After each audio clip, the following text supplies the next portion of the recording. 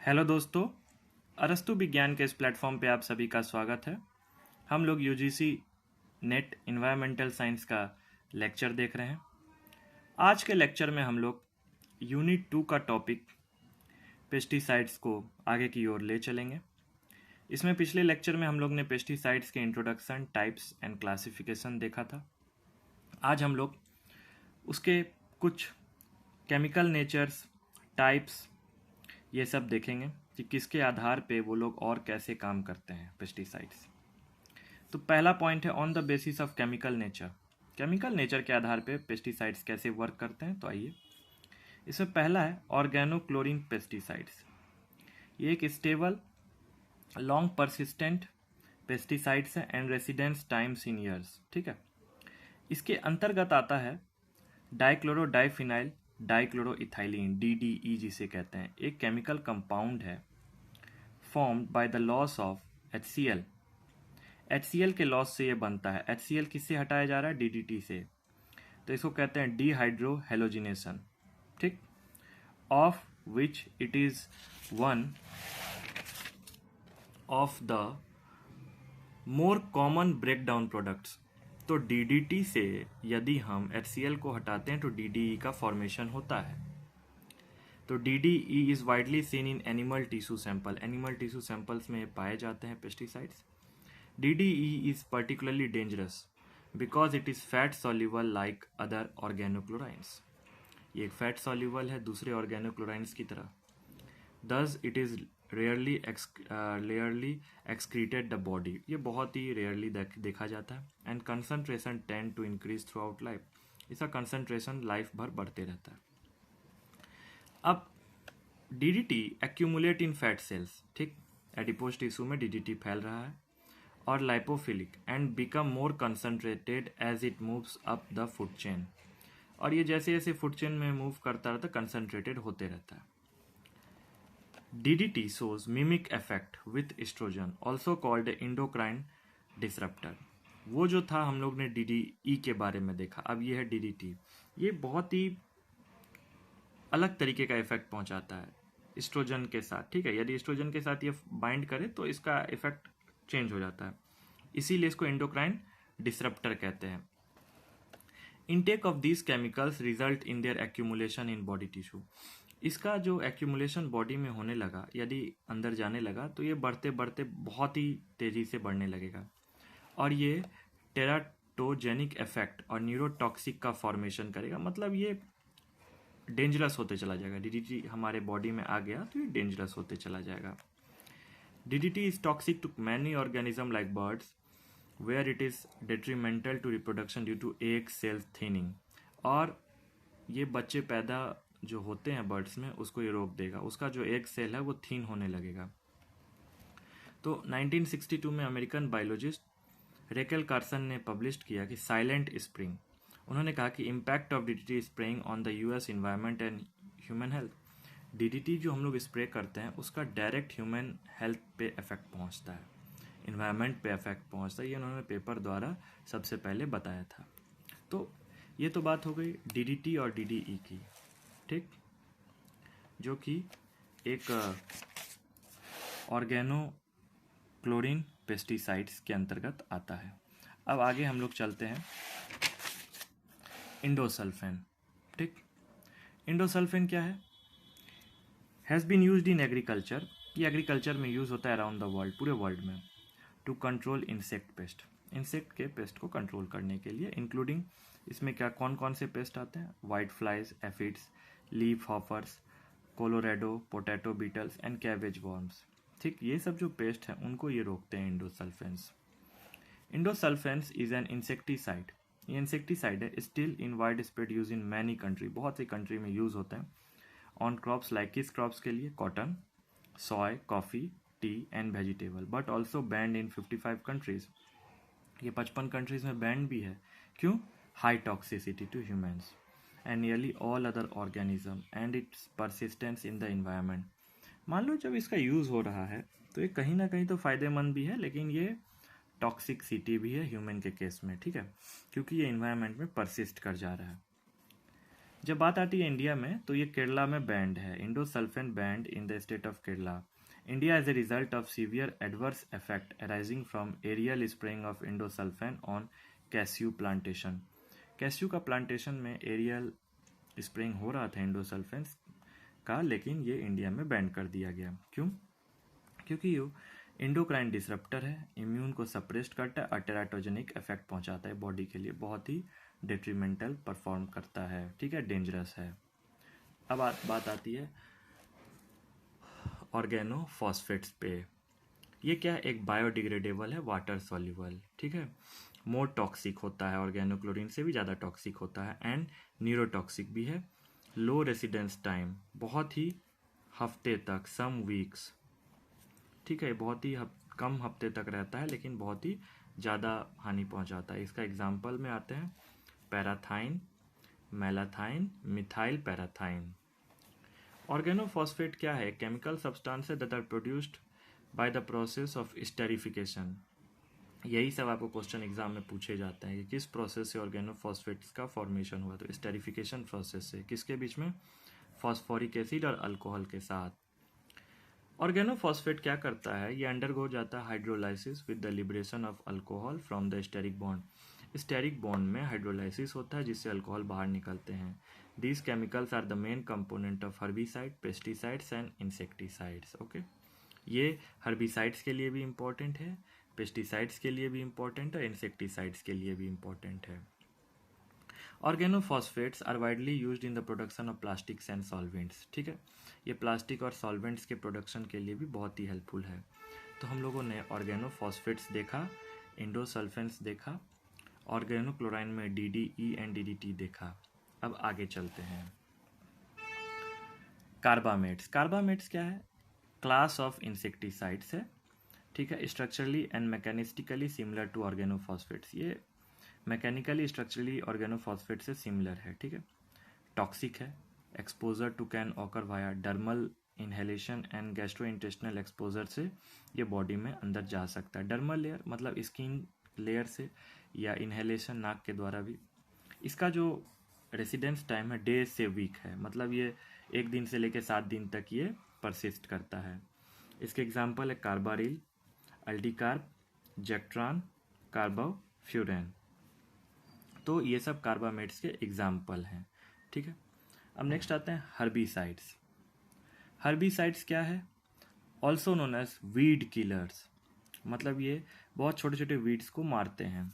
इसमें आते हैं ट्राई एजाइन हर्बिसाइड्स, जिसमें एट्राजाइन, सीमाजाइन आते हैं। यूरियाज हर्बिसाइड्स, जिसमें मोनोरॉन, डायोरॉन, ये सब केमिकल्स है, ठीक है। फिनॉक्सी एसिड हर्बिसाइड्स, जिसमें 2,4-D डाइक्लोरोफिनॉक्सी एसिटिक एसिड आते हैं, 2,4,5 ट्राइक्लोरोफिनॉक्सी एसिटिक एसिड आते हैं, ठीक है।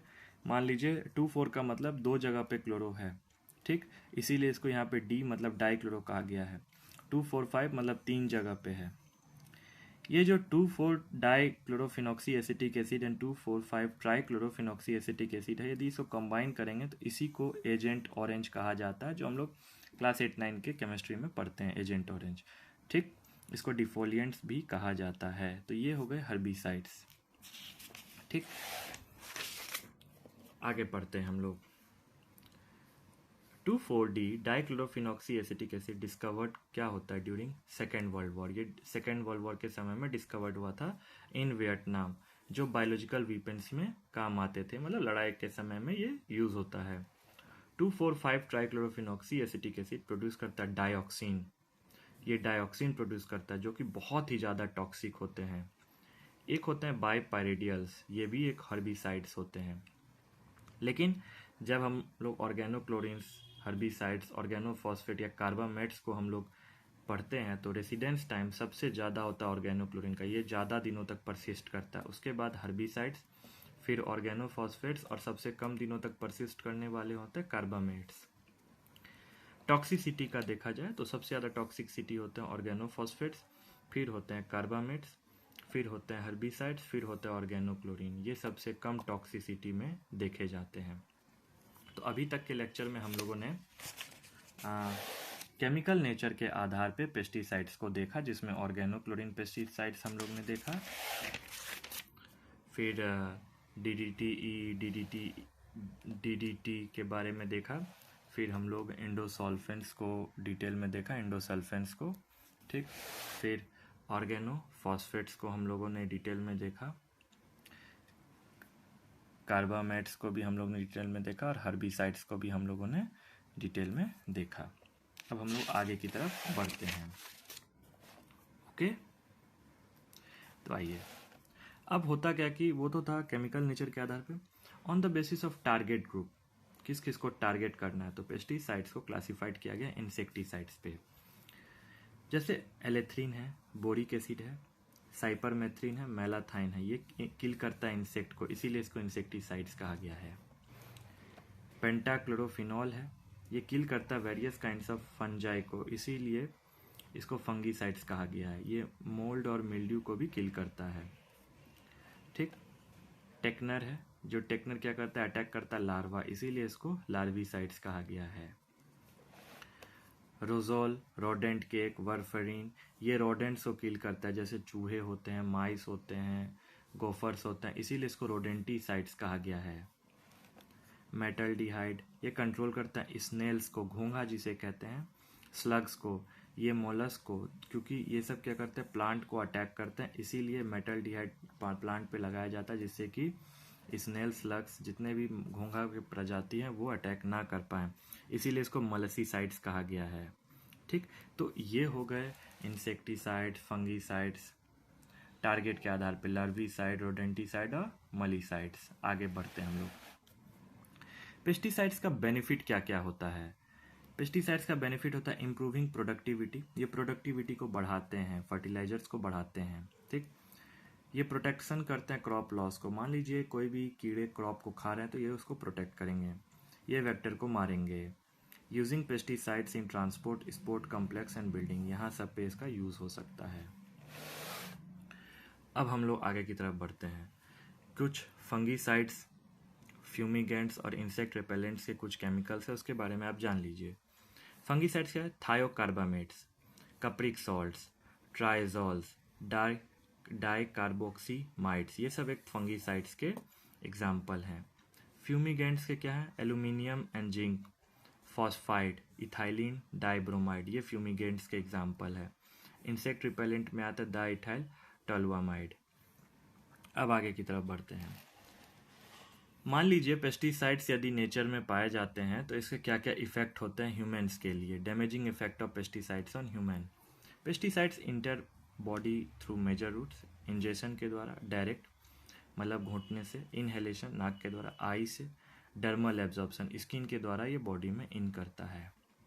इसका सिम्टम्स क्या क्या होता है? ईचिंग, नोचता है, नौसिया मतलब चिड़चिड़ानापन, weakness, burning lungs, eye irritation, asthma, upper and lower respiratory tract irritation. समझ में आ रहा है? मतलब रेस्पिरेटरी साइट्स में अपर एंड लोअर ट्रैक्ट में इरिटेशन होता है, ठीक। गैस्ट्रो इंटेस्टिनल सिम्टम्स आते हैं, अब ये पेट में हो रहा है, जिसमें वॉमिटिंग, डायरिया, एब्डोमिनल पे नीचे की तरफ दर्द होना। यदि न्यूरोलॉजिकल सिम्टम्स हो तो पेशेंट डायरेक्ट कोमा में चले जाते हैं, ठीक। तो ये सब डैमेजिंग इफेक्ट है पेस्टिसाइड्स का ह्यूमन में। अब आगे बढ़ते हैं। Through food, contamination of fruits, यदि फ्रूट्स कॉन्टामिनेट हो गए, वेजिटेबल सड़ गए या उनका इम्प्रॉपर यूज़ हुआ पेस्टिसाइड्स का, मेनली थ्रू डाइट, तो ये खाने से आपके बॉडी में चले जाएंगे। यदि पानी में पेस्टिसाइड चला गया तो वहाँ से वाटर कॉन्टेमिनेशन से आपके बॉडी में चले जाएंगे। कैसे? Pesticide reach water through measures हो, जैसे लीच थ्रू सॉइल्स, सॉइल्स में एक लीचिंग प्रोसेस होता है, वहाँ से भी पेस्टिसाइड्स आपके बॉडी में पानी में जा सकते हैं। रन ऑफ से, पानी बह रहा है वहाँ पे पानी में पेस्टिसाइड चलेगा, आप इसका यूज़ करेंगे तो आपके बॉडी में जाएंगे। स्ट्रीम्स एंड रिवर्स, बहुत सारे आदमी क्या होता है पानी में नहाने चले जाते हैं, ये क्या बोलते हैं, स्ट्रीम्स में जो पानी की लहर जा रही है या रिवर्स में, तो वहाँ पे वो पॉल्यूशन में क्या होता है, पॉल्यूटेड में पेस्टिसाइड्स पानी में मिल जाते हैं, ग्राउंड वाटर में मिल जाता है, तो यहाँ से भी आपके बॉडी में जा सकते हैं। देखिए एयर कॉन्टामिनेशन, मान लीजिए यदि एयर कॉन्टामिनेशन हुआ कि pesticide drift occurs when pesticide suspended in the air as particle are carried by wind to other area. Pesticides हवा में फैल रहे हैं, अब वो एक जगह से दूसरी जगह विंड से होते हुए जा रहे हैं, तो इस तरीके से वो एयर को कॉन्टामिनेट कर सकते हैं। Effect on crops and soil, pesticides degrade the quality of soil. अब यहाँ पे मैंने पेस्टिसाइड्स पूरा नहीं लिखा है। ये क्या करते हैं, क्वालिटी ऑफ सॉइल को डिग्रेड कर देते हैं। And further the quality of food and yield. मान लीजिए उस सॉइल में पेस्टिसाइड्स फैल चुका है, तो सॉइल से जो पेड़ उगेगा उसके क्वालिटी को भी पेस्टिसाइड्स खत्म कर देंगे। जो केमिकल पेस्टिसाइड डिप्लीट कर देता है उसके न्यूट्रिशनल वैल्यू को एंड फूड को, और उसको पूरा सरा देता है, कॉन्टामिनेटेड। तो पेस्टिसाइड्स का हानि आप आज अच्छे से देखें कि क्रॉप्स में क्या होता है, एयर में क्या होता है, ठीक, फूड में कैसे पेस्टिसाइड्स इन करके बॉडी में जाते हैं, वाटर में कैसे पेस्टिसाइड जा रहे हैं, उसके क्या इफ़ेक्ट होते हैं ह्यूमंस के अगेंस्ट, क्या क्या परेशानी होती है ह्यूमंस के against, fungicides, fumigants, insect repellent में उसके क्या क्या एग्जाम्पल हैं। तो आज के लेक्चर में हम लोगों ने पेस्टिसाइड्स के केमिकल नेचर्स को डिटेल में देखा, ठीक। आगे के लेक्चर में हम लोग कुछ मेटल्स के बारे में देखेंगे। तो ये जो लेक्चर मैं आप लोग के बीच लेके आ रहा हूँ ये बहुत ही इम्पॉर्टेंट है एग्ज़ाम के पॉइंट ऑफ व्यू से। और यदि आप सेट एग्ज़ाम की तैयारी कर रहे हो स्टेट लेवल पे, या गेट एग्ज़ाम की तैयारी कर रहे हो, साथ ही यूजी और पीजी में एकेडमिक की तैयारी कर रहे हो, तो ये नोट्स आपके लिए बहुत ही हेल्पफुल है। सो आप अरस्तु विज्ञान के इस प्लेटफॉर्म पे बने रहें, लाइक करें, शेयर करें, सब्सक्राइब करें, जिससे मुझे मोटिवेशन मिलते रहेगा। सो मिलते हैं नेक्स्ट लेक्चर में। Thank you.